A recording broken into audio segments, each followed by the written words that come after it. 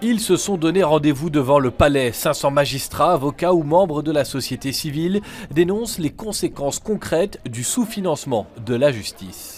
La justice n'est pas qu'une affaire de comptabilité, la justice est aussi une affaire de capacité pour les gens d'avoir le temps de faire des décisions de façon approfondie, de manière indépendante, impartiale. C'est pas si simple à faire que ça, et ça ne se juge pas uniquement en termes de numéros de dossiers, de comptabilité de dossiers, c'est beaucoup plus compliqué que ça. Je vais vous montrer mon GSM. Et il ne dit pas toujours qu'il est attribué à moi, il dit parfois qu'il n'est pas attribué. C'est la surprise du ministère. Aujourd'hui, je ne conseillerais plus à quelqu'un de devenir avocat. Et pourtant, ils adorent leur métier. Ce rassemblement n'est pas le premier. Ils espèrent qu'enfin, le gouvernement les entendra. Si demain, il n'y a plus de justice qui fonctionne, monsieur et madame tout le monde se feront justice à eux-mêmes. On voit ce que ça peut donner.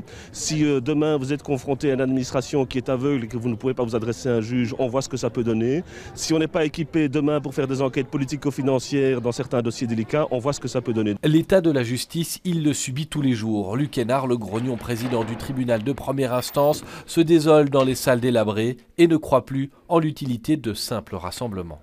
Ce qui me concerne, je crois que la coupe est à ce point pleine qu'il faut arrêter de se lamenter.